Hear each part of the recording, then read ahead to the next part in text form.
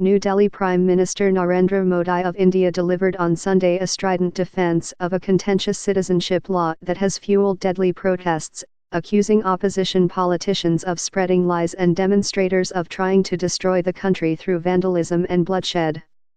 During an often combative speech in New Delhi, Mr. Modi signaled that he would not scrap the law, which favors every major South Asian faith other than Islam.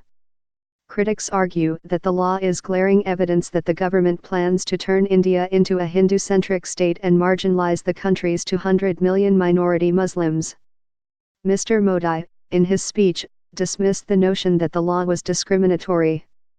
"Respect the parliament," Mr. Modi said to thousands of supporters. "Respect the constitution. Respect the people elected by the people. I challenge the ones who are spreading lies. If there is a smell of discrimination in anything I have done, then put me in front of the country." Over the past 2 weeks, hundreds of thousands of Indians have taken to the streets in opposition of the Citizenship Amendment Act, which the Indian Parliament approved this month. The protests have drawn people of all faiths, concerned that the law undermines India's foundation as a secular nation. Around 24 people have been killed in the increasingly violent protests, and hundreds have been arrested. The demonstrations are the most significant challenge to Mr. Modi's leadership since his Bharatiya Janata Party rose to power in 2014. The authorities have been criticized for detaining demonstrators, including children, without legal recourse, shutting down internet and phone services, and firing live ammunition into crowds. Under the government of Mr. Modi, Muslims and others have been fearful about the rise of Hindu nationalism. Muslims have been lynched by Hindu mobs. The government stripped the country's only Muslim-majority state, Jammu and Kashmir, of its autonomy. It instituted a citizenship test in Assam, which it plans to roll out nationally. To critics, Mr. Modi is pushing an authoritarian agenda that threatens to erode the country's secular foundation, shrink space for religious minorities and endangered. He and his girlfriend scrounged up enough to pay for travel to the United States to request asylum. They journeyed more than a month by plane, boat and bus until they reached the southwestern border in mid-August. While Cubans for decades were allowed under a special policy to remain in the United States if they were able to make it there by land or sea, that welcome ended in the final days of the Obama administration. Cubans, who once may have traveled to Florida, now are subject to the same stringent immigration policies applied to other asylum seekers on the southwestern border. "We arrived, presented ourselves, and they sent us right back to Mexico," Dr. Elizondo said of United States border officials. Dr. Elizondo and his girlfriend got an apartment with other Cuban asylum applicants, and he found a job on the assembly line of a plant in Matamoros that churns out cases for cosmetics, he said. Then one day, as he passed the ever-growing migrant camp near the International Bridge, he spotted a big banner tied to a fence inscribed with the words "Medical" and "Medico." Several migrants were talking to a person with a stethoscope dangling from her neck. It was a pop-up clinic opened in October by Global Response Management, an international nonprofit organization whose volunteer doctors, nurses and medics have been deployed to places such as Iraq, Yemen and Syria. Dr. Elizondo said he was a doctor. "Could he help? I thought, if he's licensed and credentialed, how could I not use him?" said Helen Perry, the group's executive director.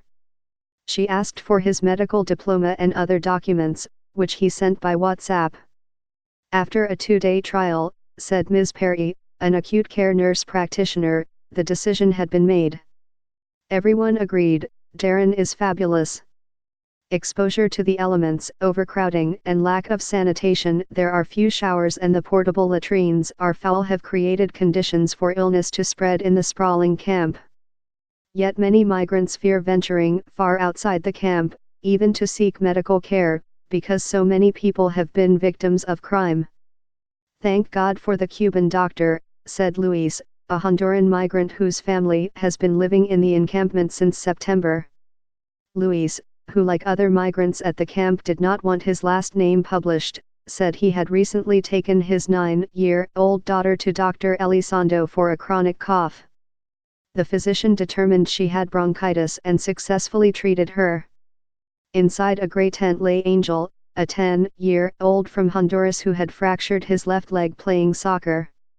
Dr. Elizondo wrapped it in a splint and sent him to a hospital, where the boy got a cast that stretched above the knee. On Angel's return, he found a set of miniature racecaws awaiting him, a gift from the camp doctor to cheer him up. On a typical day, Dr. Elizondo and a rotating roster of American volunteer health workers see about 50 patients. In addition to the camp's residents, they serve another 1,000 migrants living elsewhere in Matamoros. A handful of migrants with serious medical conditions, including a toddler with third-degree burns, have been allowed to enter the United States for care. Early this month, Global Response Management upgraded from a tent to a mobile medical unit, a gray trailer outfitted with fold-up examination tables, ultrasound machines, and equipment to perform basic diagnostic blood work. Dr. Elizondo, who sports a neatly trimmed beard and a red t-shirt emblazoned with the group's logo, has stabilized people who had epileptic seizures, appendicitis, and heart attacks. But patients with upper respiratory tract infections, pneumonia, and skin conditions such as scabies represent the largest share of his caseload. With winter at hand, the clinic had been administering about 20 flu shots daily, until a shortage struck. On a warm December day, Dr. Elizondo screened patients outside the trailer, with a bottle of hand sanitizer sitting next to his laptop. Children on a rug in the open-air waiting area entertained themselves by leafing through The Very Hungry Caterpillar, filling in coloring books and playing with toys. Estepani, a 4-year-old girl from Honduras in pigtails, had asthma, her mother reported, but she had not been treated for it since arriving at the camp. Dr. Elizondo listened to her breathing and determined she needed treatment. To ensure that she received the appropriate dosage of medication, Dr. Elizondo fashioned a spacer for her inhaler out of a paper cup. Medical-grade spacers are expensive, the paper cup served the same purpose. "Look at me right here, okay," he told the little girl, and then sprayed. A 3-year-old boy in a striped t-shirt got one of the few remaining flu vaccines. Sitting in his father's lap, he grimaced when Dr. Elizondo poked his right arm, only to break into a smile when the doctor stuck a ladybug band-aid on it. Dr. Elizondo said he could not predict how long it would take an immigration judge in the United States to rule on his case. He crossed the bridge to Brownsville for his first court appearance on December 4. His next one is not until late February. Though he has no lawyer, he hopes to win his asylum case on his own, learn English and begin practicing medicine on the other side of the bridge, in the United States. Ms. Perry said that if his plans did not pan out, he need not worry. "He doesn't know this," she said, "but I am going to send him to other places in the world. He is highly trained."